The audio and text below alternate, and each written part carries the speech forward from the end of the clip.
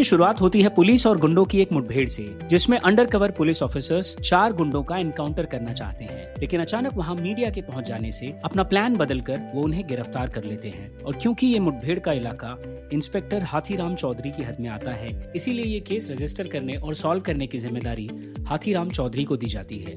पूछताछ के दौरान पता चलता है कि ये चारों संजीव मेहरा को मारने की साजिश कर रहे थे। संजीव मेहरा एक न्यूज एंकर हैं, जिनका चैनल उनके गिरते हुए टीआरपी और कुछ पॉलिटिकल रीजंस की वजह से उन्हें रिजाइन करने के लिए कह रहा है। कुल मिलाकर उनकी लाइफ में ऑलरेडी बहुत टेंशन है। संजीव की पत्नी एक घरेलू औरत है जो घर के बाहर रहने वाली फीमेल डॉग का बड़े प्यार से ध्यान रखती है, जबकि संजीव को ये पसंद नहीं।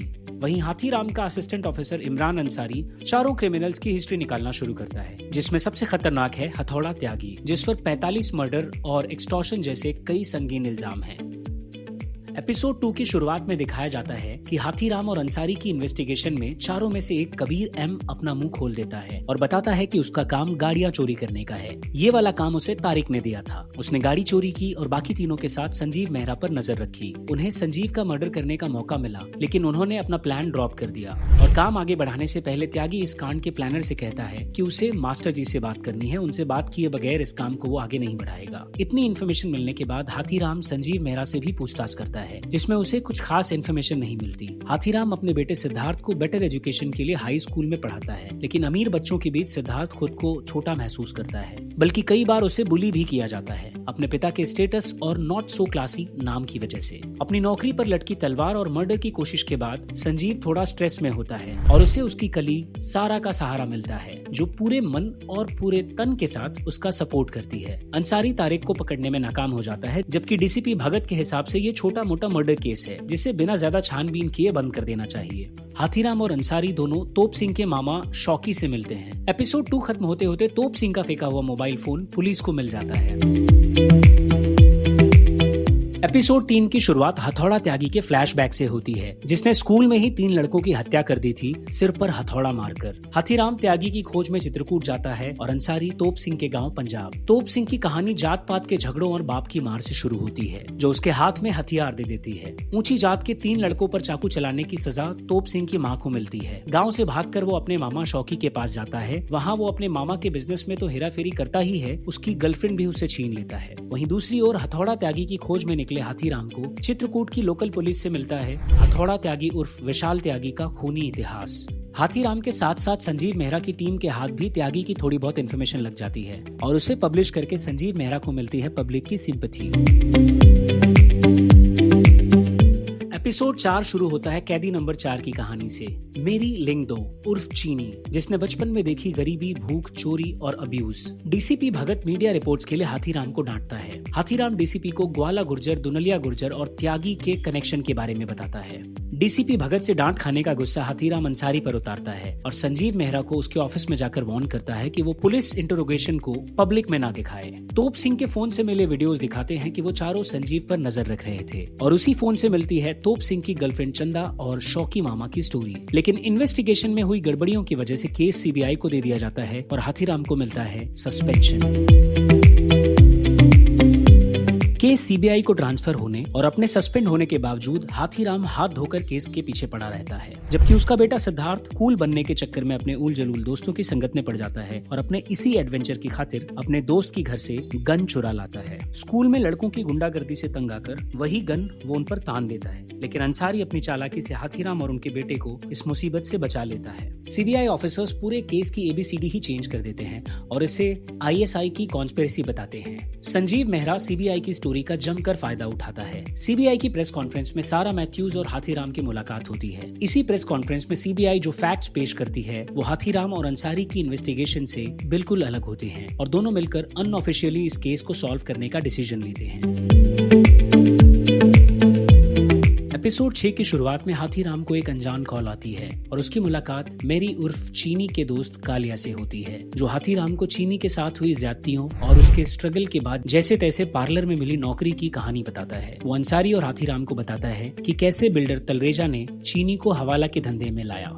हाथीराम जैसे तैसे कबीर के पिता के पास पहुंचता है, जहां उसे कबीर के भाई के साथ हुए हादसे का पता चलता है। सिद्धार्थ के दोस्त राजू को पता चल जाता है कि गन उसी ने चुराई थी। राजू उसे मार पीट कर पिस्तौल के बारे में पूछता है। बेटे की पिटाई से परेशान होकर हाथीराम राजू की जमकर धुलाई करता है और अपने बेटे को हमेशा के लिए उस मुसीबत से निकाल लेता है। जेल के अंदर कबीर पर हमला होता है और अस्पताल में हाथीराम, अंसारी और सारा मैथ्यूज तीनों मिल जाते हैं और तय करते हैं कि वो तीनों इस केस की सच्चाई का पता लगा के रहेंगे। सारा उन दोनों को बताती है कि ग्वाला गुर्जर और पॉलिटिशियन बालकृष्ण वाजपेयी इस खेल के सबसे बड़े खिलाड़ी हैं। एपिसोड 7 की शुरुआत में हाथीराम फिर से चित्रकूट पहुंचता है और त्यागी के स्कूल टीचर से दोबारा मिलता है, जो अपने और डकैत दोनलिया के कनेक्शन के बारे में बताता है। कैसे हथौड़ा त्यागी ने अपने स्कूल में हथौड़ा चलाया और छुपने के लिए उसने दोनलिया की शरण ली। अब हाथीराम को पता चलता है कि त्यागी का मास्टर जी कोई और नहीं, डकैत दोनलिया ही है, जिसके लिए त्यागी अपनी जान भी दे सकता है। दोनलिया से ही त्यागी ने सीखा था, if man like dog he is good man and if dog like man he is good man. दोनलिया के कहने पर ही उसने कई मर्डर्स किए और सब के सब हथौड़ा मारकर। वहीं दूसरी ओर सारा का सारा भरोसा संजीव से उठ चुका है और वो पूरा ध्यान केस की तह तक जाने में लगाती है। एपिसोड 8 बॉन्ग ब्यूटी चंदा से शुरू होता है, जो अपनी ब्यूटी का इस्तेमाल अपने मतलब के लिए बखूबी करती है। वाजपेयी की प्रेस कॉन्फ्रेंस में हाथीराम उसके पीए शुक्ला जी के साथ चंदा को देखता है और उसका पीछा करता है। चंदा से उसे तोप सिंह उर्फ चाकू की पागलपन की कहानी पता चलती है। उसने शुक्ला से चाकू की प्रॉब्लम बताई और शुक्ला ने चाकू को त्यागी से मिलवा दिया और आज वो अपने 3 दोस्तों के साथ जेल में है। हाथीराम समझ जाता है कि मामला मर्डर प्लान से कहीं बढ़कर है और प्लानर्स बहुत बड़े लोग हैं। लोकल जर्नलिस्ट अमितोष हाथीराम को बताता है कि ग्वाला गुर्जर और वाजपेयी दोस्त होते हुए भी अपोजिट पार्टी से इलेक्शन लड़ने वाले हैं और क्योंकि अमितोष को अपनी जान प्यारी है, इसीलिए वो इससे ज्यादा मदद नहीं कर पाएगा। और हाथीराम को यह भी पता चलता है कि डीसीपी भगत का ऑपरेशन फेक था। उनका मकसद त्यागी को मेहरा के मर्डर के बहाने दिल्ली बुलाकर उसका एनकाउंटर करना था। वहीं दूसरी ओर संजीव मेहरा के घर के बाहर की स्ट्रे डॉग बच्चे डिलीवर करने की सिचुएशन में है, इसीलिए डॉली उन्हें अपने घर में ले आती है और संजीव से ज्यादा उनके ध्यान में लग जाती है। एंड एज यूजुअल ये बात संजीव मेहरा को खास पसंद नहीं आती।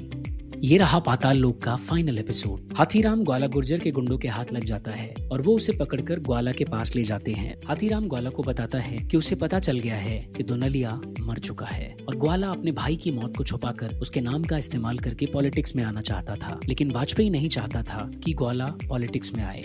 दोनलिया के मर जाने के बावजूद उसका वफादार हथौड़ा त्यागी वाजपेयी के लिए बड़ा खतरा बन सकता था, इसीलिए वाजपेयी ने त्यागी को रास्ते से हटाने का प्लान बनाया और ग्वाला से कहकर उसे दिल्ली जाकर मेहरा को मारने का काम दिया, जिसमें तय था कि त्यागी मेहरा को मार देता और फिर डीसीपी भगत, जो वाजपेयी का आदमी था, वो त्यागी को एनकाउंटर में उड़ा देता। लेकिन हुआ कुछ अलग। त्यागी ने कुछ सोचकर मेहरा को मारने का प्लान कैंसिल कर दिया और जिद पकड़ ली कि वो मास्टर जी से बात किए बिना कोई काम नहीं करेगा। अपना प्लान फेल होता देख डीसीपी भगत ने ब्रिज पर ही उनके एनकाउंटर का प्लान बनाया, लेकिन किस्मत से मीडिया की मौजूदगी की वजह से डीसीपी को उन चारों को अरेस्ट करना पड़ा। ग्वाला गुर्जर हाथीराम को छोड़ देता है और उसे दोनलिया की निशानी देता है और ये कहता है कि इसे त्यागी को दे देना। ये देखते ही त्यागी समझ जाएगा कि उसके मास्टर जी अब इस दुनिया में नहीं रहे। हाथीराम ग्वाला से पूछता है कि त्यागी ने मेहरा पर गोली क्यों नहीं चलाई। ग्वाला इशारों में उसे जवाब दे देता है और घायल हाथीराम दिल्ली आकर संजीव मेहरा के ऑफिस पहुंच जाता है और आखिर में खुलता है वो राज जिसका पता मेहरा या किसी और को बिल्कुल भी नहीं था।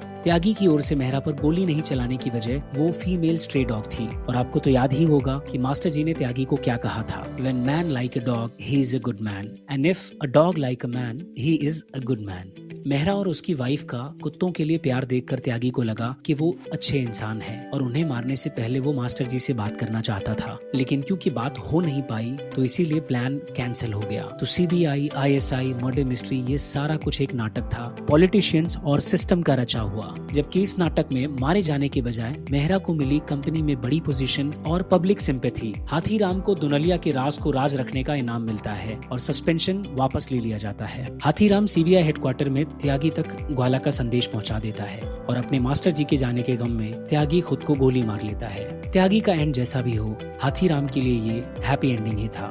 द चैनल पर पाताल लोक सीजन 1 का ये रिकैप आपको कैसा लगा, कमेंट करके जरूर बताइए।